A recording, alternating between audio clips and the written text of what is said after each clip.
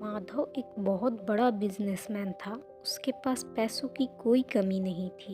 एक दिन माधव की बेटी शिव नंदिनी को लड़के वाले देखने के लिए आते हैं। देखिए सरमन जी, मैं दहेज प्रथा के सख्त खिलाफ हूँ।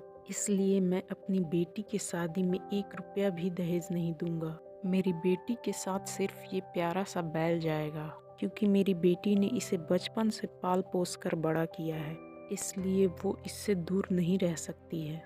माधव इतना अमीर होने के बावजूद भी आखिर ऐसा क्यों करता है? चलिए इसे जानने के लिए हम कहानी में पीछे चलते हैं।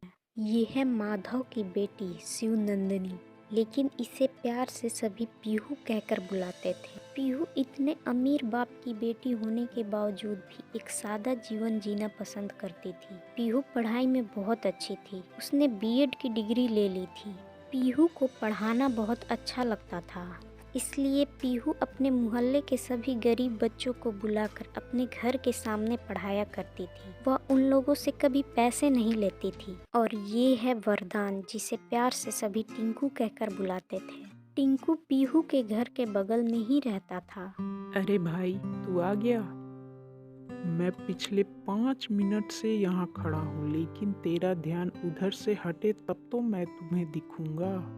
नहीं भाई, ऐसी कोई बात नहीं है। टिंकू, मुझे एक बात बता, पीहू में तुझे आखिर ऐसा क्या दिखता है जो हर रोज तू उसे देखने के बाद ही दुकान जाता है? पता नहीं क्यों यार, बट उसे देखकर मुझे बहुत सुकून मिलता है। यहाँ हर रोज बैठकर मैं उसकी खूबसूरती को नहीं देखता हूँ, बल्कि उसकी सादगी को देखता हूँ। पीहू इतने अमीर बाप की बेटी होने के बावजूद भी एक साधारण जीवन जीना पसंद करती है। उसकी यही बातें मुझे बहुत अच्छी लगती है। भाई, मुझे तो लगता है तू उसे पसंद करने लगा है। ऐसी कोई बात नहीं है। चल, दुकान जाने के लिए लेट हो रहा है। टिंकू एक साधारण परिवार का लड़का था। उसका सपना था कि वह एक दिन पढ़ लिख कर आईएएस ऑफिसर बने। लेकिन टिंकू के पिता सुरेश का एक छोटा सा दुकान था और उस दुकान से इतनी अधिक कमाई नहीं थी कि सुरेश टिंकू को पढ़ने के लिए कहीं बाहर भेज सके। इसलिए टिंकू घर ही पर पढ़ाई करता था और रोज शाम में अपने पापा की मदद करने के लिए दुकान जाया करता था। एक दिन की बात है, माधव एक गहरी सोच में डूबा हुआ था। तभी उसकी पत्नी गीता आकर बोलती है, क्या हुआ? आप यहाँ पर खड़े होकर इतनी गहराई से क्या सोच रहे हैं? मैं हमारी बेटी की शादी के बारे में सोच रहा हूँ। मुझे समझ नहीं आ रहा है कि मैं अपनी बेटी के लिए एक ऐसा लड़का कहाँ से ढूंढ कर लाऊं। मैं कुछ समझी नहीं। आप पीहू के लिए कैसा लड़का ढूंढने की बात कर रहे हैं? गीता, तुम जानती हो कि हमारे पास धन संपत्ति की कोई कमी नहीं है। यदि मैं पीहू के लिए लड़का ढूंढना शुरू करता हूँ, तो हमारे पास कई रिश्ते ऐसे आएंगे जो हमारे धन संपत्ति को देखकर आएंगे। ऐसे लोग हमारी पीहू के लिए नहीं, बल्कि पैसों के लिए रिश्ता जोड़ने आएंगे। और कुछ लोग ऐसे भी आएंगे जिन्हें शायद पैसों से कोई मतलब ना हो, लेकिन वो हमारी पीहू की बाहरी खूबसूरती को देखकर आएंगे। तो आपको कैसा लड़का और परिवार चाहिए? आजकल तो यही देखने को मिलता है। नहीं गीता, हम अपनी बेटी की शादी कभी ऐसे घर में नहीं करना चाहेंगे जो मेरी संपत्ति या मेरी बेटी की बाहरी खूबसूरती को देखकर मेरी बेटी से शादी करना चाहे।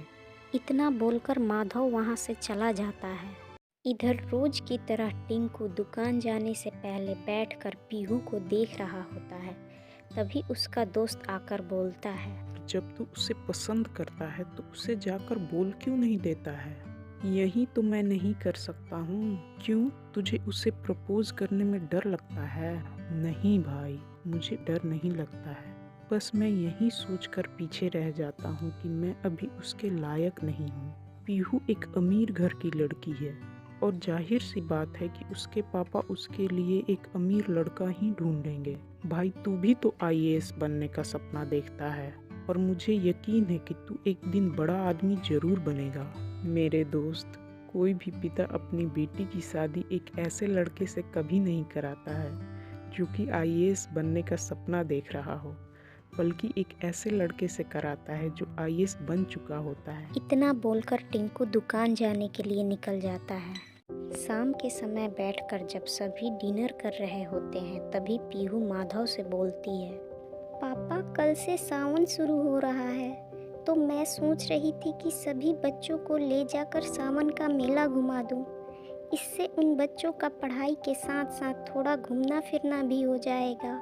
हाँ पीहू, क्यों नहीं, ये तो तुमने बहुत अच्छा सोचा है।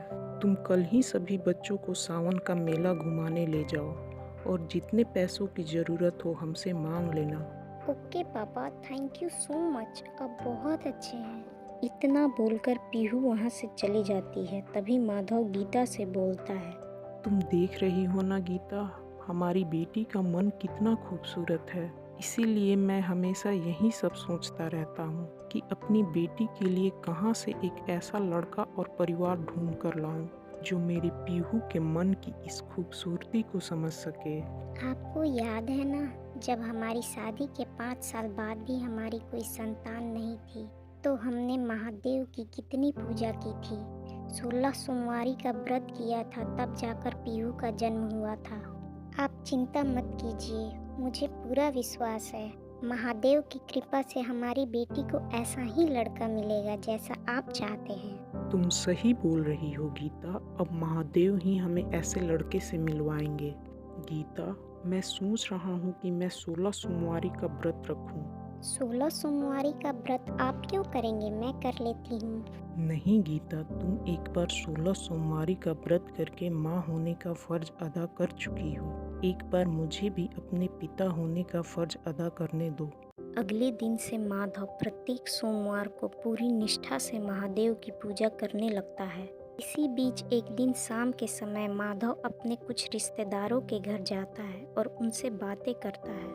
चाचा जी, अब मैं अपनी बेटी की शादी करने की सोच रहा हूँ। यदि आपके नज़र में कोई अच्छा लड़का और अच्छा घर परिवार हो तो हमें ज़रूर बताइएगा। ठीक है माधव बेटा, मेरी नज़र में कुछ अच्छे लड़के हैं। मैं उनके परिवार से बात करके तुम्हें बताता हूँ। टिंकू का दोस्त मनीष माधव और अपने दादाजी की बातें सुन लेता है और वह जल्दी से जाकर टिंकू को बताता है। तू यहाँ बैठकर पीहू को बस देखता ही रह जाएगा और उसके पापा उसकी शादी किसी और से करा देंगे। तू ऐसा क्यों बोल रहा है मनीष, क्या हुआ? पीहू के पापा मेरे घर आए थे और मेरे दादाजी से पीहू के लिए एक अच्छा लड़का ढूंढने की बात कर रहे थे। यार, अब भी तेरे पास वक्त है, जाकर तू पीहू को बता दे कि तू उसे पसंद करता है। पीहू तुझे बचपन से जानती है कि तू कैसा लड़का है। मुझे यकीन है कि तू धीरे धीरे पीहू का दिल जरूर जीत लेगा। मनीष, मुझे पता है कि यदि मैं कोशिश करूंगा तो मैं पीहू का दिल जरूर जीत लूंगा, लेकिन उसके बाद क्या होगा? जब पीहू के पापा को पता चलेगा हमारे बारे में तो वो हम दोनों को अलग कर देंगे। फिर उधर पीहू मेरे लिए तड़पेगी और मैं इधर पीहू के लिए तड़पूंगा। इससे तो बेहतर है ना कि मैं अकेले ही पीहू के लिए तड़पूं। वैसे भी प्यार का मतलब सिर्फ उसे पाना ही नहीं होता है, बल्कि हमें उसकी खुशियों का भी ख्याल रखना पड़ता है। तेरा यही मन है तो ठीक है, जब पीहू की शादी हो जाएगी तो तू देवदास बनकर अपनी पीहू को याद करते रहना। इतना बोलकर मनीष वहाँ से चला जाता है। क्या टिंकू पीहू का हो पाएगा या पीहू के पापा पीहू की शादी किसी अमीर लड़के से करा देंगे? इसे जानने के लिए हम अगला पार्ट बहुत जल्द ही लेकर आएंगे। तब तक के लिए आप हमारे चैनल को लाइक एंड सब्सक्राइब करें।